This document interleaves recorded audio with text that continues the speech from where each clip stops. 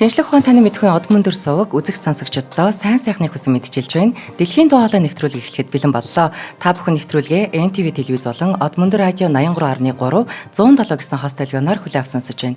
Энэ удаагийн нэвтрүүлгийн хамтран ажиллагчаар Ногоон ирээдүг хөгжил юуратай MMS компани, хариултаа хадгалан юуратай Худалдаа хөгжлийн банк хамтран ажиллаж байна. Студид бизнес судлаач Бат Эрдэнэ, хөтлөгч Цэнгэл хоёр нар ажиллаж байна. Өнөөдрийн сэдэв бол Red Bull яг энергийн ундаад зардгөө. За өдрийн мэнд. Өдрийн мэнд. За энергийн ундаад зардггүй. Нэр их сонирхолтой байна. Тий. Энийг одоо би өөрөө ч гэсэн ер нь аягүй олон хүмүүсийн энергийн ундаа гэж юу юм те. Ер нь Red Bull яг юу хийгээд идэв гэдэг бүгд мэдээд идэг. Дэлхийд даяар нэлээд алдартай болсон энэ брендийг хүмүүс мэдээд байгаа ч юм шиг мэддэггүй ч юм шиг байдаг. Энийг зөвхөн тайлбарлахаас гадна энэ Red Bull-ийн ер нь бизнесийн загвар нь яг юу юм? Яаж үүсцэн? Үнэхээр одоо хүнд ирчүүж өгöd гэдэг юм уу? Эдний өрөө болсон. Одоо чамд далавч өгнө гэдэг энэ өрөө. Үнэхээр далавч өгч чаддгүй гэдэг. Энийг мэдхээр өнөөдөр энэ нэвтрүүлгийг бэлтлээ. Нэр амар хүчтэй өрөөтэй те. Чамд далавч өгнө гэвэрээ те. За энэ Red Bull нь болохоор 2024 оны байдлаар дэлхийд даяар 170 гаруй улсад 12 тэрбум 600 сая ширхэг лаз ундаа борлуулсан үзүүлэлтээр Coca-Cola болон Pepsi-гийн араас 3-т яг энергийн ундааныхаа төрөлд одоо сүүлийн 20 гаруй жил одоо өнөрхий авраг гэдэг цолыг эзэмшиж байгаа ийм компани байгаа. За. Энэ хүн ундааг одоогор бол 10 тэрбум долларын үнэлгээтэй 16 мянгаар ажилтнтай Австрид төвтэй Red Bull компани эзэмшдэг ба 49%-ийг Dietrich гэж Австри хүн 49 дахиад нэг 49% нь Chalio Yuvija гэх Таиланд хүн үлдсэн 2%-ийг Chalio-гийн хүү эзэмшдэг ийм компани байгаа. Тэдний өрөө Red Bull танд далавч өгдөг гэсэн үрээтэй бөгөөд яг хэрхэн далавч өгдөг юм уу? Тэ үнэхээр далавч өгдөг үү? Тэднээс үнэхээр энерги гэдэг нь хүнийг энергийг үнэхээр өсгөдөг үү гэдгийг хоёлаа бүтээгдэхүүн болон бизнесийнх нь одоо тэр сурчлагын үнэн бодлоосаа яг түүхээс нараад үзчих. Red Bull компаниг ингээд одоо ороод харах ч юм уу, компанийх нь сайт руу ороод хардаг юм уу те. Эсвэл Википедиа дээр харахаар Австри улсад 1987 онд байгуулагдсан компани спорт зугаа цэнгэлийн салбарт хүчтэй гэдэг л ийм мэдээлэл байдаг. Тийм нэг юм экстрем спорт дээр аяг явдаг те. Тэгвэл энэ брэнд нь яг 1789 онд үүснэ үү гэвэл үгүй. 1923 онд төрсэн Chalio Yuvija гэж хүн анх энергийн ундаа нэртэйгээр Таиландд 1976 онд гаргаж ижээ. Тэгэхээр энэ ундааг яагаад гаргасан бэ гэдэг буюу Chalio Yuvija-гийн түүхийг бас нэг ярив. Chalio Yuvija нь Хятадын Хайнанаас цагаачилж ирсэн нугасны аж ахуй эрхлэгч нэг тосгоны ядуу гэр бүл төржээ. Таиландын Пич гэх газарт. Тэрээр хүүхэд байхдаа гэр бүлийн нугасны аж ахуйд ажиллахаас гадна цэцэг жимс зарж нөгөө гэр бүлийнхээ орлогыг бүрдүүлэх хэрэгтэй байсан. Энэ улмаасаа бага сургууль янз бүрийн боловсролын юмд хамрагдаж чадаагүй гэр бүлдээ тусалдаг хүүхэд байсан. Хэдий ийм боловч тухайн орлого нь гэрт бүлд нь хүрэлцэхгүй нэлээд ядуу байсан. Ингээд тэрээр өсвөр насндаа Бангкокыг зорж тэндээ одоо нэг олдсон бүхэл хар ажлыг хийсэн. Тэрэн дотроос автобусны жолооч хийжсэн нь одоо сүүлд энэ бүтээгдэхүүн гаргахад бас хэрэглэгчийн талаасаа нэлээд мэдлэг болно. Тэр нь илүү дурддагдана. Дараад нь болохоор эмийн сангийн борлуулагчийн ажилд орж агаад энэ бизнесийнхаа бас гарааг эхэлнэ. Тухайн үед дэлхийн 2 дугаар дайны дараа бас яг энэ үед чинь антибиотик нээгдчихсэн, пенициллин энэ нээгдчихсэн. Одоо антибиотик эмийн худалдааны бүүн болж исэн ийм үе байхгүй. Тийм учраас аптект нөгөө борлуулагчийн ихлээр ямар юм хамгийн их зарагддгийг хүний хэрэгцээ юун дээр болоод байна гэдэг талын мэдээллүүдийг маш сайн авчирсан. Нөгөө талаас автобусны жолооч хийдэг байсан гэдэг нь тухайн үед нөгөө мөнгө олох гэж байгаа ч олон цагаар ажиллана. Одоо ажлын байр нь болохоор 8 цаг ажиллаад сарын тогтмол цалинтай гэдэггүй аль ч улсад дэлхийн ер нь нөгөө цагаар ажилладаг. Каунда гардаг штэ ингээл өглөөдөө нэг ажил хаягаад очдөг тий. Тэгээ хүмүүсийг арай шалгаруулж аваад тэгээ өдөртөн цалиныг өгчдөг. Тэгэхээр нөгөө олон цагаар ажиллах хэрэгтэй гардаг. За тэгээд автобусны жолоочийг олон цагаар хийгээд сайн нойр хоолгүй байхлаар нөгөө маш үүргэлдэг тий. Үүргэлдэг, нойр дутуу, маш ядардаг, нозордог тийм байсан. Тэгээ энэ тухайн хүний дараад нь энерги ундаа байгуулахад нөгөө хичээл болоод яваад байгаа байхгүй. Тийм байна. Өөрийнх нь надад бол энийг ингээд өөрийгөө сэргээх хэрэгцээ байна гэдгийг мэдсэн нь тийм. Тэгээд тэр сэргээх хэрэгцээгээ ажилчид буюу тэр нөгөө хүнд хар хүчээр ажил хийж исэн хүмүүс аптекаас яг ямар нөхөөд байна гэдгийг бас мэдээлэл авчихсан. Хоёр талаасаа хэрэглэгч болон борлууч талаас хоёулангийн ажиллаж үзээд ер нь жор бүтэх үйл явц ингээд төрж байгаа байхгүй. За их үедээ болохоор тэгээд нөгөө антибиотик нэлээд сайн зарж агаад ашигтай юм байна гэдэг мэдэнгүүтээ TC Pharmacy-г 1960 онд тэр нээсэн. Бизнес эхэлсэн. Ингээд эхний үед болохоор нөгөө эмийн зүгээр нөгөө ингээ авчраад гадаад эмийг авчраад зардаг штэ гэдэг шиг энэ нөгөө change зүгээр аптекийн эм зардаг ажил хийж байгаад үнэхээр ашигтай байхаар нь өөрөө шинэ бүтээгдэхүүн тэ судалгаа хөгжүүлэлт өөрсдийн гэсэн эм гаргаж авъя гэдэг ажлыг хийсэн. Үүнийхээ хүчинд 1976 онд Red Bull-ийг анхны хувилбар болох Creatine Diane гэдгийг зохион бүтээжээ. За Creatine Diane гэдэг нь улаан гуар буюу гуар нь энтгэс гаралтай нөгөө одос үхэр маш том хүчрэх одос үхрийг бэлэгдэж ингэж одос үхрийг одоо тухайн үед хамгийн хүчтэй гэж одоо бэлэг тэмдэг шахуул байсан байна. Тэгэхээр одос үхэр шиг эрч хүч гэдэг утгатайгаар энэ улаан гуар гэж хэлсэн буюу сүүлд нь англи хэлэн дээр нэг эвдэхгүй оруулж ирсэн Red Bull болж байгаа байхгүй улаан бухтай. Тий. Энийг бол 1976 онд нэгэд нөгөө өөрсдийн анхны мэдчихснараа аптект болохоор хүмүүс ингээд одоо ч гэсэн тийм дээ. Аптект хүн ингээд баяр баясгалантай орж ирж юм авдаггүй шүү дээ. Хэрэгцээ болцсон, өдгөр гонигтай. Сандарсан, өвдсөн завсан. Тэгээд нэг D витамин авч байгаа. Тэгээд нэг хитэн сэргээшинүүд авч байгаа. Тэрийг эм гэж бодож уудаг. Дараагийнх нь болохоор ер нь хүмүүс нөгөө сэргээхийн тулд кофеин авахын тулд кофе уудаг. Бас кола уудаг. За тэгээд дараад нь тэр витамин тэр орно. Тийм, таурин гэдээ бас нэг юмыг уудаг байсан юм байна. За энэ нь таурин болохоор яасан гэвэл нөгөө таурин гэдэг нөгөө грекийн үхэр гэсэн үгнээс гаралтай. Тэгээ үхрийн цөснөөс анх гаргаж авсан учраас тэгээ таурин гэдэг юм бодис юм байна л да. Тэр нь жоохон энэ төр залруулаад хэлэхэд үхрийн одоо бухны одоо үрийн шингнээс гаргаж авдаг гэдэг ийм баахан юмуд явсан юм билээ. Бухын. Тэгэхээр энэ ийм бодисууд байжээ. Тэгэхээр энэ бодисуудыг яаж одоо айтайхан болгох вэ гэд оролдож агаад энэ кофеин орсон, таурин орсон, Б витамин орсон, дээр нь уухад их жоохон онцгүй байсан учраас жоохон чихэр нэмээд ингээд устдаа ойлоод анхны тэр нэг жижиг юм шилтэй ундаг анх гаргаад эмийн сангараа зарсан байгаа.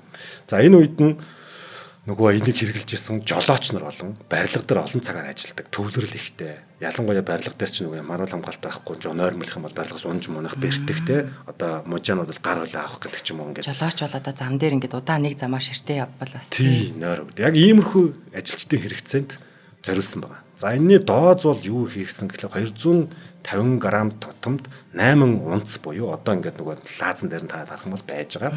Энэ нөгөө анх жорыг гаргаж авсан байгаа доозыг нь. Тэгээ энэ дооз өөр айгу чухал юм байна л да. Хэтрүүлбэл амьд халтай гэдэг нь бүр энд гарч байгаа. 8 лааз одоо чи Red Bull-ыг уух юм бол амьд хартай гэдэг. 8-аас хэтрүүлж болохгүй гэдэг юм хүртэл байд юм лээ. За ингээд нэг талаас энэхүү ундаа Тайландд буюу зүүн өмнөд Азид мэндэлж одоо нэг нэлээд одоо ингээд овоо ажилчдын юм хүртэл болчихсон байсан болол нөгөө талдаа энэ компанийг одоогийн бидний мэд Red Bull болж алдартай болгох Австрийн иргэн Dietrich Mateschitz гэж одоо Венийн эдийн засгийн бизнес их сургуулийн эдийн засгчаар маркетингийн мэрэгчлэр гэдэг хос мэрэгчлэлтэй ийм нөхөр одоо цаана бас энэ хүнтэй учрах гад явж байгаа шүү. За. Тэгэхээр энэ хүн болвол хэнийг Чайлог бодвол нэлээд боловсрал өндөртэй, ээж аав нь багш, бизнесийн болон маркетингийн чиглэлээр нэлээд ажилдаг. Гэхдээ бага наснаасаа экстрим спортод нэлээд дуртай. Тэр дундаа мотоцикл тэ нөгөө сайлтрэгдэг дугуй өнтрээр нэлээд сонирхдаг, боловсрал хөдөлгөөнтэй, айгүй тийм хөдөлгөөнтэй ийш тийшээ ингээд нэгнээс өөдөм хаа ийм нөхөр ингээд төрөөд бас явж байгаа. За Dietrich-ийн хувьд аваад үзэхэд болохоор Dietrich-ийн анхны ажил нь одоо бидний мэдих Unilever компани буюу угаалгын нутаг борлуулагч ажлыг анх хийж ирсэн юм байна. Дараа нь гоо сайхны бүтээгдэхүүн үйлдвэрлэгч бидний бас мэдих Blendamed OG үйлдвэрлэдэг. Германы Blendax, хожим нь бол Procter & Gamble эзэмшилд очсон компани шүдний оны маркетингийн менежер ажиллаж байсан юм байна. Энэ маань болохоор нэг боловсралтай нь тий. Боловсралтай. Энэ хоёр хүн чинь нийлж байгаад одоогийн Red Bull-ыг үсгэх гээд байгаа шүү дээ. Хоёр талаас төрцөн явж байгаа. Red Bull-ыг ингээ алтуулах гэдэг шүү дээ тий. Гэхдээ энэ Dietrich болвол Чайлогоос 20 гаруй дүү хүн байгаа шүү. Тий.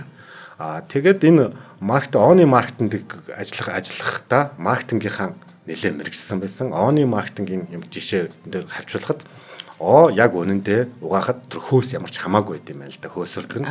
Энэ нөгөө маркетингийн арга барил бөгөөд хүмүүс сэтгэл ханамжаа хөөсөрж байгаагаас нь авдаг. Тэрнээс яг угаагаад байгаа юм бол хөөсөрөх ямар ч албагүй.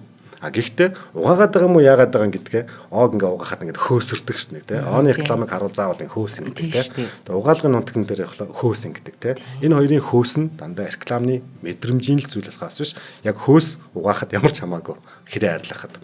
Энийг одоо тэр нөгөө Dietrich бол мэдж байгаа нөхөр байхгүй юу? За энд бас нэг хүмүүсийн юм сэтгэл ханамжтан зориулсан дахиад нэг юм байх ёстой шүү гэдэг мэдээд байгаа юм тий. Тий. За ингээд энэ нөхөр энэооныхаа оогоос сурталчлах явгаар одоо зүүн өмнөд Аз руу маш их аялдаг байсан юм байна. За ингээд нөгөө Австраас зүүн өмнөд Аз руу явхлаар цагийн зөрүү гэж юм гарна. За. Тэгээ очингуудаа цагийн зөрүүгээ арилгаж жагаад хуралдаас хүн гэж байхгүй. Тэгээд цагийн зөрүүнээс болоод илтгэлээ яг нөгөө өөрийнхөө сансан хэмжээндээ тавьж чадахгүй. Тэгээд ийм явдлууд тохиолдог байсан юм байна. Энийг болохоор энэ үйлдэлийг jet lag гэж ярьд юм л да, jet lag. Одоо цагийн зөрүүг. Цагийн зөрүүг. Энэ jet lag гэдэг одоо цагийн зөрүүний энэ ухагдах нь болохоор өнд хөдлөлтөнд тэрэлт донгоц гарчснаас үүссэн. Буюу нэг дасч амжаагүй байхад нь өөр цагийн бүсэд хүн очичоор нэг юм цагийн зөрүү үүсдэг. Бид бүгд мэддэг тийм цагийн зөрүү арилахгүй байна. Энэ цагийн зөрүү байгалийнхаа жамаар бол 14 хоногийн дараа хүнд таслуулдаг юм байна. Байгалийнхаа жамаар. Бас уддсан биш. Тийм. Гэтэл үүнийг нэг өдрийн дотор энэ арилгасан. Энержи дринк. Энийг нь болохоор яасан гэхээр өстөл нөгөө уулзах хэвээр хүмүүс уулзна гихчээр нөгөө Dietrich чинь хурал эхлэхээс өмнө бүр нозороод нойрмоглоод болдоггүй тий.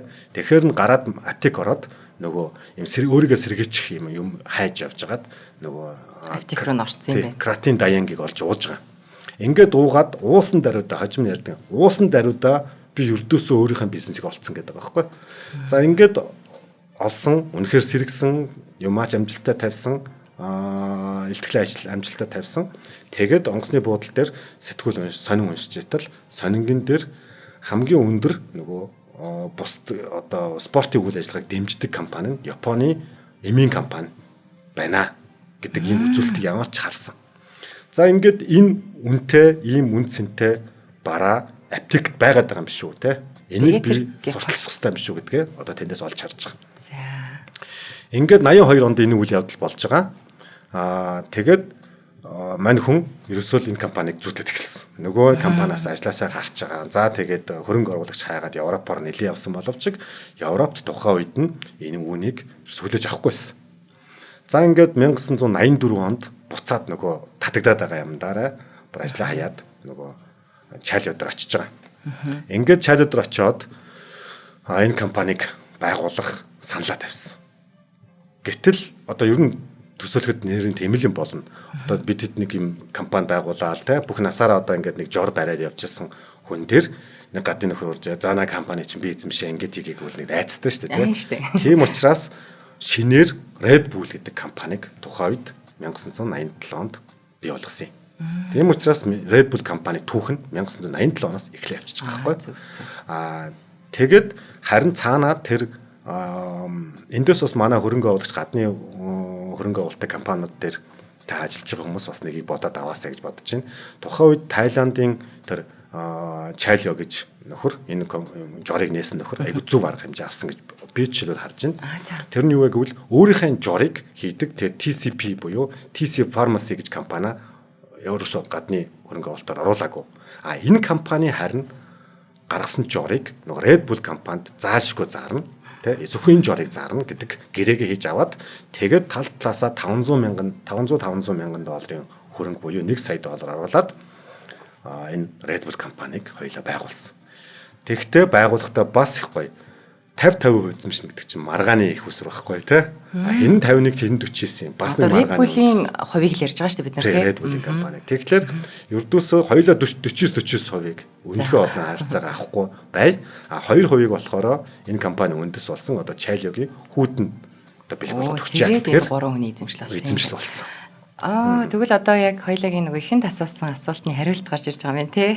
Red Bull energy drink хийдгүү юм байна. Тий. Тэгэхээр цаана бол TC Pharmacy гэдэг хүн жороо өгöd байгаа. Red Bull юу яг Red Bull гэж компани нь Австрид компани юу зардаг вэ гэхлээр ердөөсөө нөгөө маркетинг буюу энэ маркетинг гэдэг чинь сав баглаа бодол буюу лаза зарна. Дээр нь TC Pharmacy-гийнхаа жорыг хамт зарна. Яг үнэ. Дүүрэгцийг болохоор тухайн үйлдвэрлэгч орны үйлдвэр нь дүүрэгцийнхаа юмыг одоо амт жорынхаа юмыг тохируулах хэрэгтэй. За тийм. Учир нь яагаад гэхлээр энэ дэр хичнээн одоо нөгөө Тайландд айгуугай амттай байсан зүйл Европт очихороо өөр амттай болоод эсвэл нөгөө Европын амт мэдрэгч нь Тайландд айгуугай гэсэн чихрийг арай өөр амтлаад байт юм л да. Энийг бас энэ дэр нууцыг мэдэж авсан байгаа байхгүй. Тэгэхээр тухайн бүс нутгийн буюу амтлагаа нь одоо үйлдвэрлэгч нь тухайн бүс нутгийн хэрэглэгчийн амтыг хамгийн сайн мэдж байгаа учраас тэрэндээ тохируулж чихэр мэхрийг хасч нэмэн болно гэсэн үг тийм. Хоёлаа эхний хамтран ажиллагч айлчээ.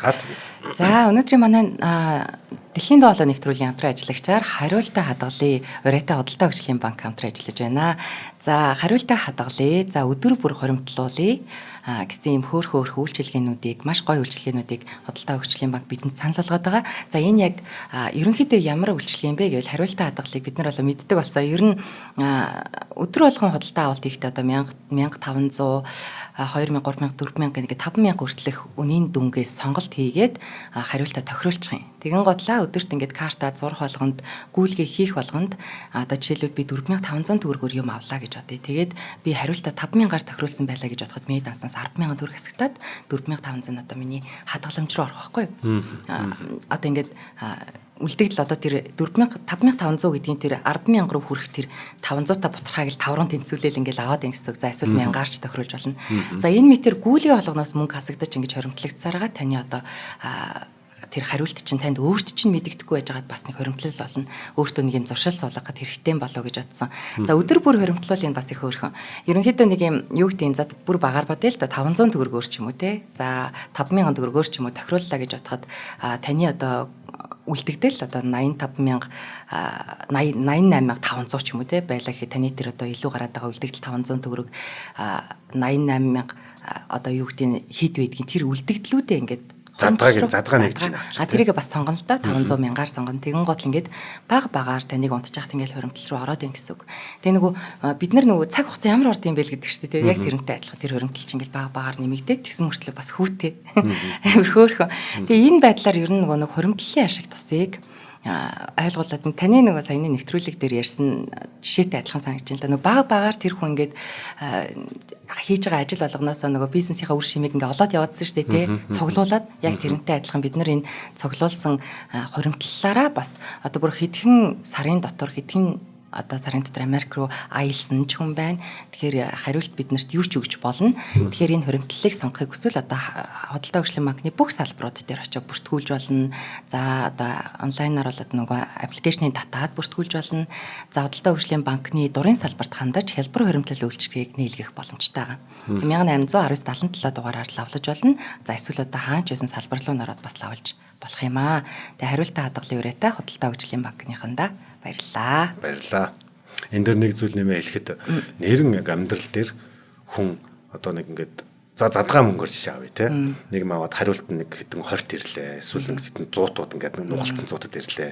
Яг яадаг вэ хүн те. Карманыхаа нэг булан тэгээд яг тэрийг мөнгө гэдэг гэж бодох хэцүү те.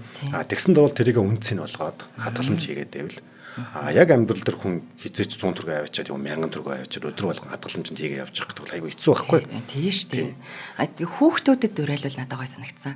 Одоо хүүхдүүдэд бол тэр баг мөнгө өсөд яваад байгаа. Гинт ингээд газраас мөнгө олсон юм шиг мэдрэмж бол амар гоё ах. Тэгэхээр том болоод хоримтлуулахын ашиг тусыг бас гоё томоор хэрэгжүүлэх. Ам таван те. Би энэ баг мөнгө чинь далаад туслал нэмэр баг нийлж байгаа том болдго юм байна гэдэг юм багаас нь сулгаж байгаа. Энэ үнэхээр хэрэгтэй. За ийм гоё бүтээгдэхүүнтэй худалдаа хөгжлөд баярлалаа. Баярлалаа. За тэгэхээр манай хоёр одоо бүр хүүхдэд нь хувь оруулаад манай 3 болоо явчлаа. Тэгсэн. Манай 3 яасан гинэ? За одоо энэ ундагийн чинь нөгөө Детрих болохоор яах гэж байгаа гэхлээр одоо дэлхийн нийтийн хүртэл болох гэдэг байгаа шүү дээ. Дээр нь энэ дээр юу ярьсан гэвэл үнэхээр одоо бас рекламыг зар сурчлага айгуу гоё хийж болно л доо. Гэтэл энэ дээр бол үнэхээр өөрөө тэр нөгөө нойроо халж чадсан те. Үнэхээр тэн дотор нэг өдөр дотор 14 хоног болох байсан. Мэдэрсэн бодит жишээ нэг байгаа юм тийм. Энэ зовлон зүүдэн гэлээ нойрны юугаа шийдэж чадсан. Үнэхээр өөрт нь хэрэг болсон. Тэгэхээр энэ зүйлд нь өөрөө итгэцсэн. Өөрөө маш их дурлсан. Өөрөө маш их дурлсан учраас бардмаар одоо нөгөө хүнд тэрийг хэлж чадна шүү дээ. Энийг болохоор компанид ажил илүү гоё компани маркетингийн шугамар л хэлсэн болохоос шүү. За одоо тэгээд Детрих энийг хийхин тулд юу хийсэн бэ гэхээр эрч хүч хинт хэрэгтэй вэ гэдэг асуултыг өөрөөс асууж байгаа. За одоо энэ миний эрч хүч хинт хэрэгтэй вэ? Зөвхөн над чиг ийм онгоцоо хэлдэг хүмүүс хэрэгтэй юм уу? Детрихийн бас мэддэг юм байгаа л да тий. Өөрөө их тийм хүн шүү дээ. Тэгэнгүүт хинт хэрэгтэй вэ гэхээр энерги хинт хэрэгтэй вэ гэдэг юм асуулт гарч ирж байгаа байхгүй юу? Энерги хинт хэрэгтэй. Энерги хинт хэрэгтэй бол бүхэнд. Тий, хогонд тийм ээ амьд явахын тулд. Гэхдээ хамгийн их хинт вэ гэж асуухлаар нөгөө залуучууд спортынхан за тэгээд түрүү чи ярьснаар эсгэгч нар, жолооч нар гэд ерөөсөө яг ийм эрч хүчээ зарж одоо ажиллаж байгаа эсвэл оюуны хөдөлмөр эрхлэгч гэд ерөөсөө хамгийн их ийм идэвхтэй хэсэгт эрч хүч хэрэгтэй юм байна гэж харж.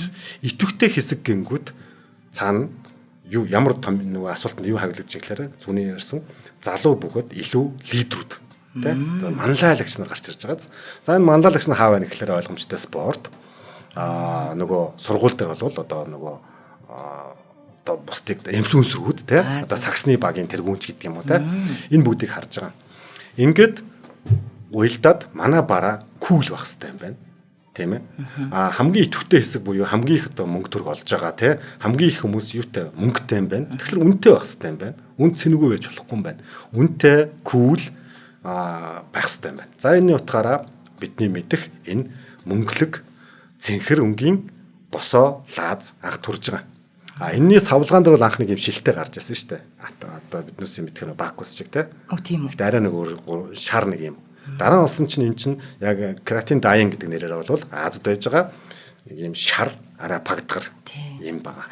Тэр болохоор яг ориг хөлбөр нахгүй. Тэрийг би бас ингэ сонсч байсан нэг 250 грамм л өдөрч тийм ийм жижиг ийм савлгаатай хийснээрээ бас ийм өрмөц тэгээд нэг ийм хязгаарлалт малч юм шиг тийм нэг ийм хүмүүст илүү дээд зиндааны мэдрэмжийг өгөхийн тулд ийм баг савлгаагаар хийсэн гэж сонсч байсан. Тий 250-ны дооз тэгээд Pepsi Cola энтрийн 330 грамын лаазнаас илүү нэг ийм нарийнхан гойлог нэг ийм гой харагдуулж байгаа байхгүй. Одоо ингээд зүгээр төсөөлөе те шарын пагдгар имийг нэг хүүхэн агууга кул хүүхэн ууглаар яаж харагдах вэ те нэг гоё юм нарийнхаа юм өндөр имийг ууглаар дээр нь өнгө нь мөнгөлөг байна гэдэг нь хүмүүсийн даалд ухамсарт эсвэл алтлаг байх нь үн цэнтэйг харуулдаг байгаа юм байна л да. Гялалцсан бол те зүгээр даалд ухамсартаа бүр тэгээ бид нарт суудсан юм шүү дээ те дээр нь кул гэдэг нь цэнхэр өнгө байгаа тийм ээ л да.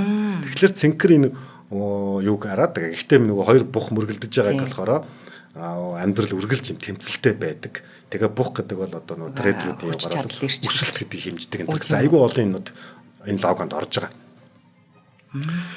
Тэгээд хоёр бухын цаана болох нар байгаа шүү бас. Тийм үү. Тий нар. Тэр нар болох нөгөө одоо хүндрэлтний хамгийн том энерги их үүсвэр гэсэн ийм нөхөө логонд бол орж байгаа. Тэгэхээр одоо хариулт нь гатарсан.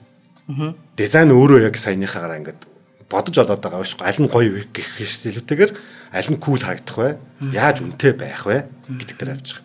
Ийм учраас Red Bull-ийн лааз өөрөө одоо гол бараам. Тийм байна. Лааз нь болохоор 9 центээр хийгддэг. Ундаа нь 3.7 доллараар зарагддаг. За. Асар өндөр ашиг хийж байгаа. Тийм байна.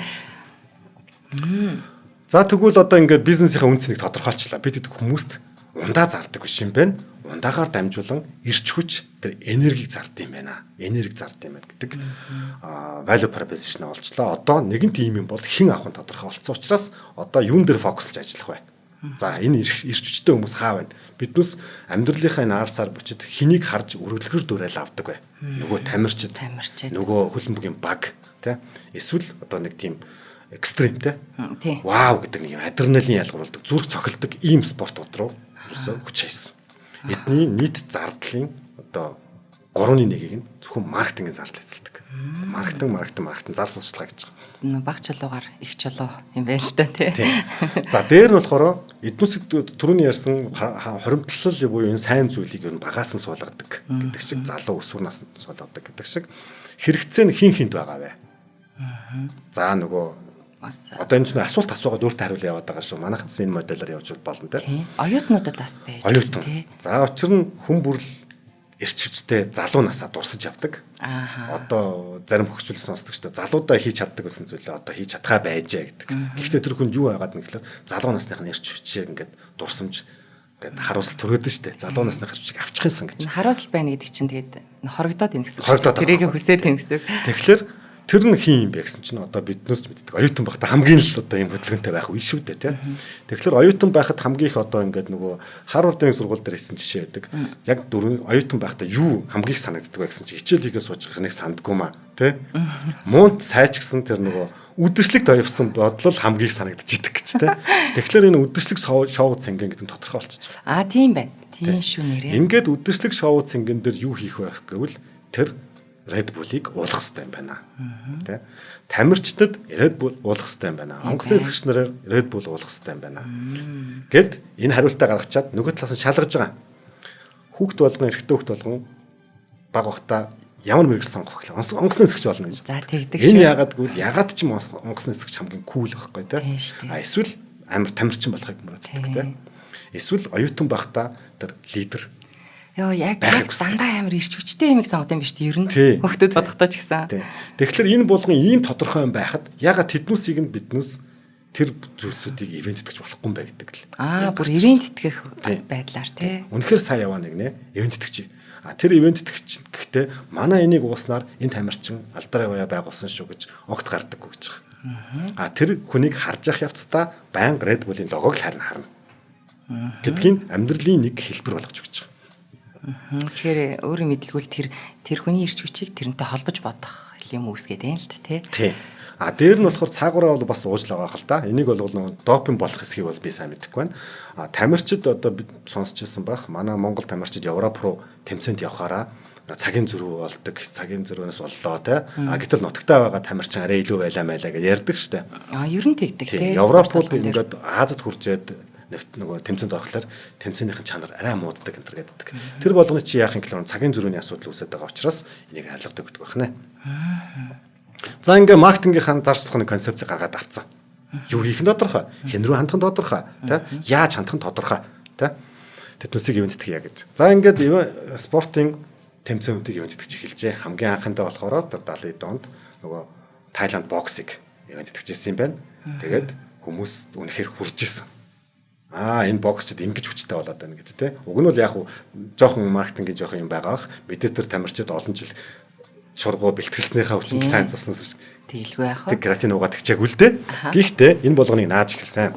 Алдартай тамирчдыг спонсорлож эхэлсэн сургуулиудын тэмдэглэлт өдрүүд бүр маань дэтрих өөрөө яваад том их сургуулиудын оюутны байгууллагуудтай хамтарч эхэлсэн байна. Тэгээд нөгөө өдөршлэгч гэдэг юм уу сургуулийн янз бүрийн арга хэмжээ ивентүүдэд бүр ингээд хувааруудыг авч жагаад тэрийг бүгдийнх нь одоо нэг ивент тэтгэл хийж эхэлсэн. Сургууль ч гэсэн хэрэгтэй үстэй тий. Нэг гол юм зохион байгуулаад зардлаа Red Bull-аар даалгах чиг хинч бодно. Дээр нь энд далд санаа байдаг нь юу вэ гэхээр Red Bull өөрөө ингээд бүх төр юу ингээд зохион байгуулснаар нөгөө зураг авалт болон янз бүрийн юмыг хүнээс гуйлгүйгээр тэндээ бүх юм өөрөө зохион байгуулах хэрэгтэй болж байгаа. Тэгэхээр бид хэд одоо ингээд бодглохлоор одоо нэг хөлбөмбөгийн тэмцээн болж ин гэж бодъё. Хөлбөмбөгийн тэмцээн дээр ерөнхий ивент итгэгчээр тэр орлоо гэдэг хэдэн төгрөг өгчөөд сурталчаагаа наах биш.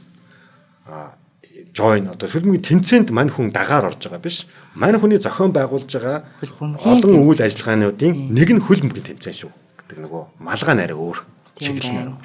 Тийм байна.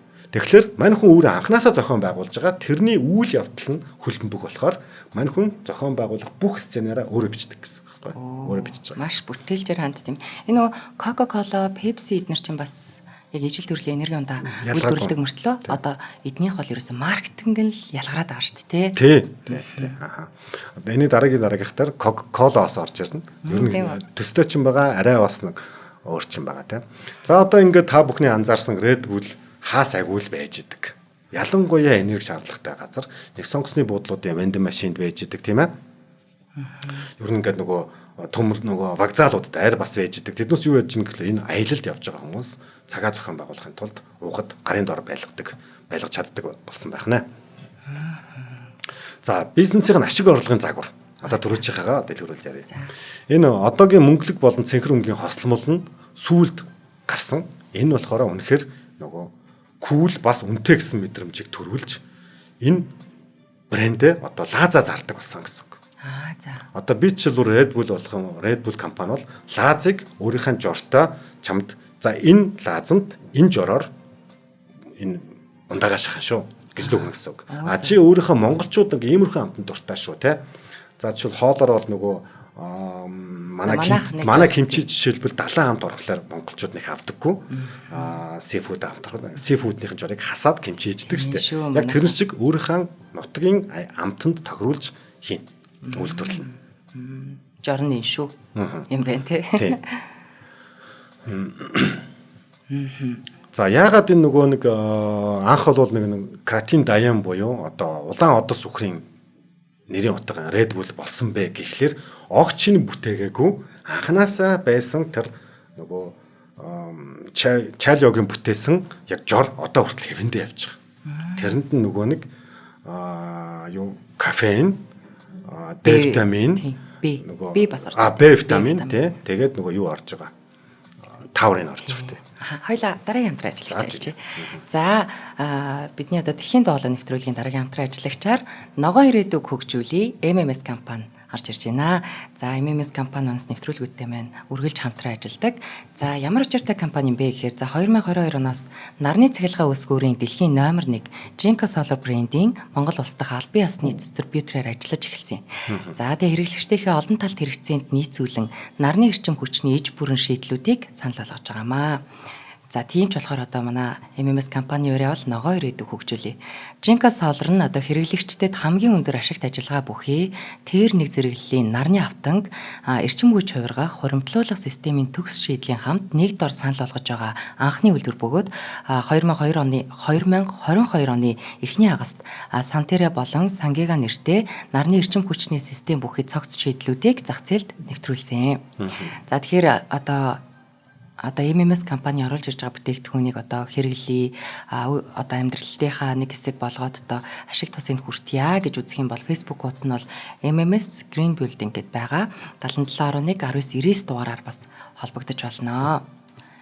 За тэгэхээр энэ бас айгу гой санагдаад байгаа нөө манай хасаа бэлгүүнээ энтрийн гэл гой ярьдаг юм технологийн шийдэл янз бүрийн гой нэвтрүүлгүүд төр надаас их гой санагдгийн. Тэгэхээр бид нэр одоо нөгөө дэлхий дээр зөндөө болоо энэ бид нар амьдрах тусмаа дэлхийтэйгээ ингээд сөргөөцөлтөөл дэлхийн дулаар тодорхой хэмжээнд 50 нэмэр оруулаа л энэ тий. Тэгэхээр ямар нэг байдлаар одоо ийм ногоон шийдлүүдийг бас хайж жоохон ч гэсэн дэлхийгээ хайрлах ёстой болж байгаа. Тэгэхээр энэ MMS компанийн бол бас л ийм дэлхийгээ хайрлсан гой шийдлийг бид нар санал болгож байгаа компани.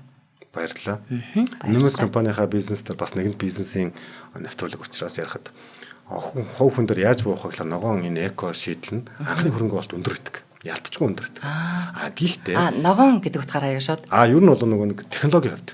Тийм үү. Тэгэнгүүт яг бүр ингээд сайн бичээ тэмдэглэх юм бол уртдаа анхны хөрөнгө оолтоо хамаагүй илүү сайн нөхөж чаддаг. Нөгөө нэг өдөр тутмын хэрэглээний зардлыг маш сайн хэмж өгдөг. Яг байна. За тэгэхээр түрүү чи нөгөө нэг худалдаа хөгжлийн банкн дээр байдаг шиг те нөгөө ингээд өөрөөс гарч байгаа нэг 100 төгрөгийн алдахгүй хоримтлуул ямар үнцэнтэйсэн алдвал тэр нь ямар ч хэрэггүй гэдэг шиг ихний хөрөнгө оолт өндөр боловч удаандаа энэ нөгөө хэрэглээний зардлуудыг маш их хэмндэг хүн тэрийг бүртгэж чаддаггүй.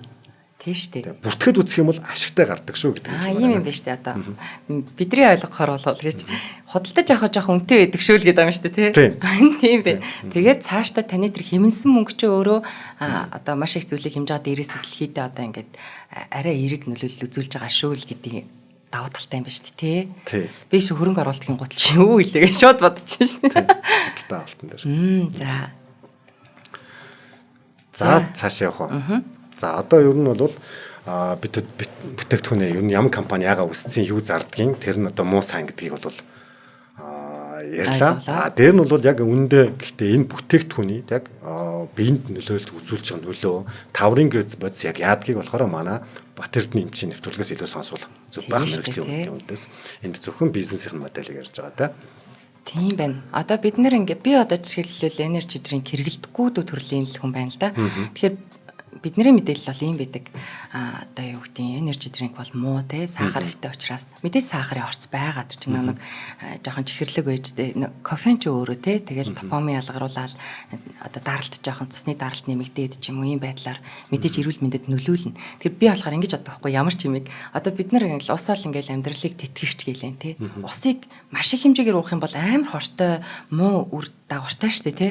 Тэгээ усыг тохируулаа хэрэглэх юм бол тэр бол ингээд чанар нэрд нь болчиход байна. Тэгэхээр Red Bull бол ерөөсөө тэр лаазан дотор байгаа юм хороол биш. Одоо тэрийг тохируулаад хэрэглэх юм бол одоо өөрийн чинь амьдралд маш ашигтайгаар хэрэглэгдэн тий. Цагийн зөрүү гаргах ч юм уу тий. Анхаарал төвлөрөл сайжруулах ч юм уу тий. Яг хэрэгтэй хүндээ маш хэрэгтэй.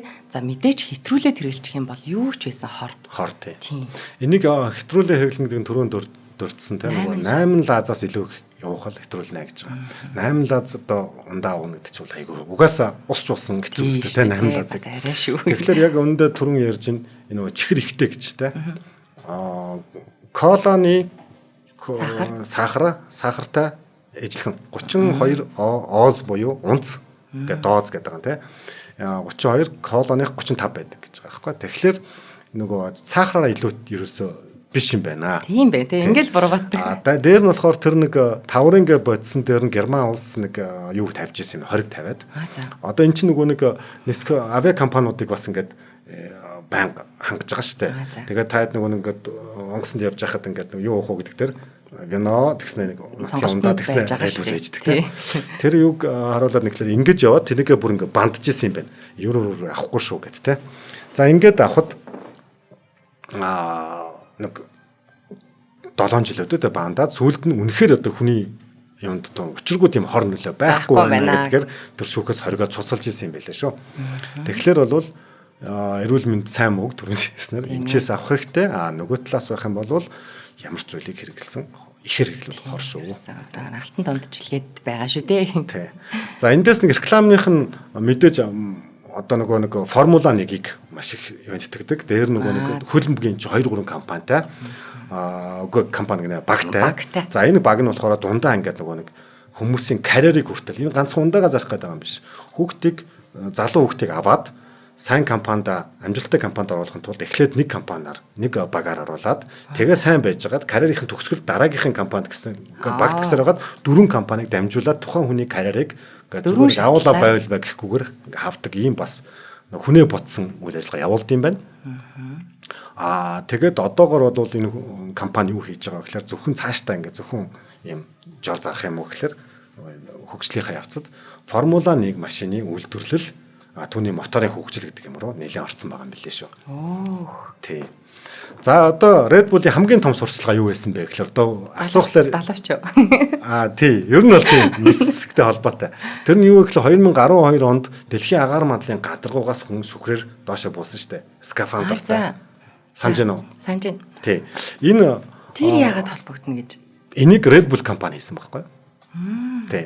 Red Bull компани түрүү ярьсан тухайн ямар нэгэн үйл явцад нөгөө ивент тэтгэгч сурчлагаа байрлуулагчаар дагаж ордог биш. Өөрөө ямар нэг юм зохион байгуулад тэндээ аль нэг үйл явдлыг чухал үйл явдлыг татаж оруулдаг гэж модельсэн те. Яг энэ моделийн дагуу хийгдсэн бөгөөд үүнийг бүтээхэд одоо тэр хүнийг тэр дээрээс гаргаад нисэхэд $30 сая зарцуулсан юм байна. Тэр байтгаагаа л олох юм байна те. $30 сая зарим их өсвөртөө бол $50 сая гэсэн байгаа. За энийг нь болохоор дэлхийн нийтээр тухайн үед одоогийн шиг Facebook мөг дэлгэрээгүй яг энэ шиг дэлгэрээгүй байгаа үе шүү. Тэгэхэд дэлхийн нийтээр 42 сая хүн үзэж 12 борлуулалтаа 12.2% өсгөж чаджээ. 12.2% гэдэг нь тухайн үед нь борлуулалт өсгөж $6 тэрбум хүргэсэн гэж үзвэл $30 сая зар сурталчилгаагаар $732 сая олжээ. За тэгэхээр зар сурталчилгаа ерөөсөө ямар хүчтэйг бас эндээс харж болно. Зар сурталчилгаас гажуудсан муухай зарцгооч байдаг. Гэхдээ муугар ч юм уу, сайнаар ч юм уу, асар сулхай гэдэг бол асар хүчтэй гэдгийг эндээс илэрхийлэх гэж байгаа шүү те. За эндээс сүүлийн 5 минутанд ярихад биднээс юу сургамж, юу авбаа гэд энэ дээр болохоор энэ Red Bull компанитай холбоотой 4 сургамж гарч ирж байгаа. Тэр нь одоо брэнд буюу нэг зүйлдээ бүх анхаарлаа төвлөрүүл. Одоо тэр жоронд. Яг үнэ. За ингээд энэ жор яах ёстой вэ гэвэл үнэхээр хүмүүсийг сэргээх ёстой. Гоо сайхны зарим бүтээгдэхүүн дээр нөгөө худлаа гэж болохгүй байхгүй юу?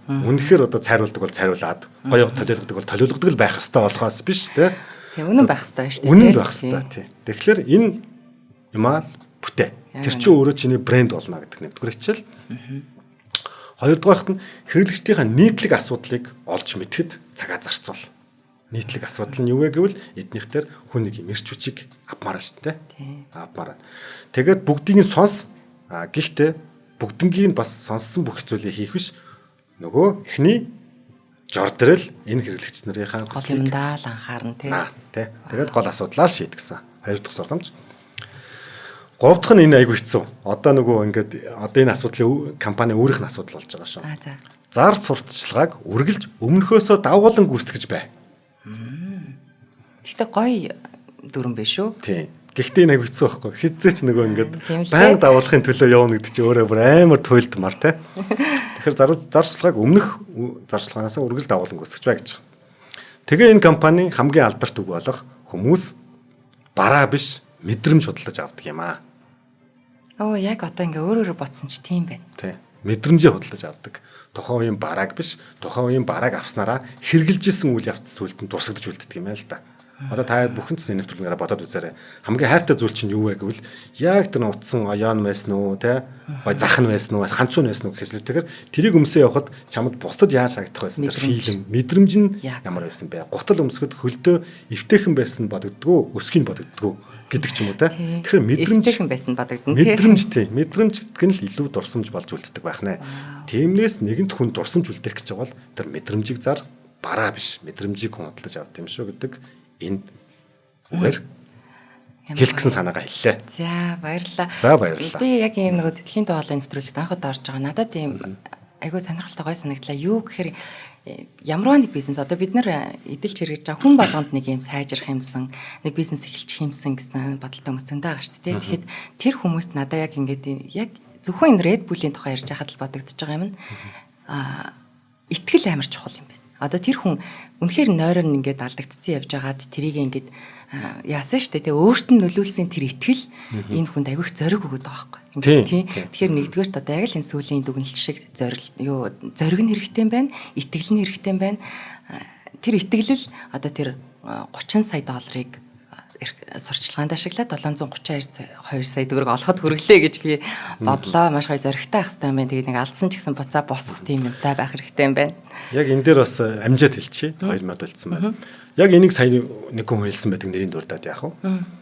Бизнес эрхлэн гэдэг хүмүүс гоё л гэж бодоод байдаг. Бизнес эрхлэгч нийт бизнес эрхэлж байгаа хугацааныхаа 90% нь мөнгөгүй тарчиг байдгийг шүү гэж байгаа байхгүй. 10% нь л мөнгөтэй байдаг, үздэг. Тэгэхээр бизнес эрхлэн буюу мөнгөний төлөө бизнес эрхэлж байгаа бол 90% нь байх тэр ядуу тарчиг мөнгөгүй байх үеийг хэрхэн давж чадах вэ? Хэрхэн давах вэ? Бид нар бол сүулт нь ингээ баяжсан байгаагаар нь л хараад байдаг. Энийг баян хүн байна. Тэрний ард хоолтой хоолгүй тестэй ингээд ганцхан хүн болгон чи юу игээд ангиж яхад өөртөө итгэж явж исэн үед байдаг бах тий. Тийм тэр юмдаа итгэцэн тий. Тэгэхээр тэр итгэл чинь энэ 90%-ыг одоо нөхдөг шүү гэж байгаа байхгүй. Би зүг. Өөрийнхөө бүтээгдэхүнд өөрөө итгэхгүй бол өөр хин итгэх юм тий. Тэгээ гол нь бас үнэн байх хэрэгтэй. Үнэн байх хэрэгтэй. Аюух маркетинг хийжсэнээ зарсан чинь худлаа бүтээгдэхүүн байвал зах зээлээс арчигдчихэж шүү дээ. Энийг бол бизнес гэхээс тэгээ заллин маллин гэдэг өөр ангилд ордог тий. Тэр ангилд. За баярлалаа. Маш сонирхолтой байлаа. Эзэгчтэй баярлалаа. Эзэгчтэй баярлалаа. За шинжлэх ухаан таны мэдхэн од мөндөр совог үзэг сонсогчдод дэлхийн дуу хоолой нэвтрүүлгээ өргөлээ. Та бүхэн нэвтрүүлгээ NTV телевиз болон од мөндөр радио 83.3 107 гэсэн хост телевизээр хүлээн авч сонслоо. За энэ удаагийн нэвтрүүлгийн хамтран ажиллагчаар ногоо ирээдүйг хөгжилийн өрөөтэй MMS компани, хариултаа хадгалсан өрөөтэй TDB хотлоо хөгжлийн банк маань хамтарч ажиллалаа. Студид бизнес судлаач Бат Эрдэнэ, хөтлөгч Цэнгэл хоёр нар ажиллалаа. Өнөөдрийн сэдэв бол Red Bull яг энерги ундаа зардгөө сэдэв байлаа. Маш их таалагдлаа. Дараагийн нэвтрүүлгээр уулзъя. Дараагийн нэвтрүүлгээр баярлалаа. За. нэвтрүүлгийг хүлээн авсан Нарны аймгийн монголчуудаа баярлалаа. Од мөндөр суваг энэ мэтлэн танин мэдхүн 1000 хөтөлбөрийг 2025 оны 7 сарын 1 хүртэл та бүхэнд хүргэх юм. Их хэлээрээ шинжлэх ухаан танин мэдхүг түгээхийн үйлсэд та нэгтгэх хүсвэл бидэнд таньдаг өгөх боломжтой. Нэг нэвтрүүлгийг 100 төгрөгөөр буюу 1000 нэвтрүүлгийг 100,000 төгрөгөөр үнэлээд та биднийг дэмжээрэй. Жилдээ ганцхан удаа 100,000 төгрөгөөр дэмжснээр шинжлэх ухаан танин мэдхүг түгээх энэ үйл хэрэг таны оролцоотойгоор амжилттай үргэлжлэх юм а. Зандан хүү миний нэр дээрх голомт банкны данс байгаа. 30 15 15 1942 30 15 15 1942. Та 100,000 төгрөгөөр шилжүүлэхдээ гүйлгээний утга дээр нь өөрийн нэр болон утасны дугаараа заавал бичээрэй. 100,000 төгрөг хандвалснаар Од мөндөр сувгийн алтан гишүүн болох юм. Шинжлэх ухаан танин мэдхүй Монголд ялах болтугай.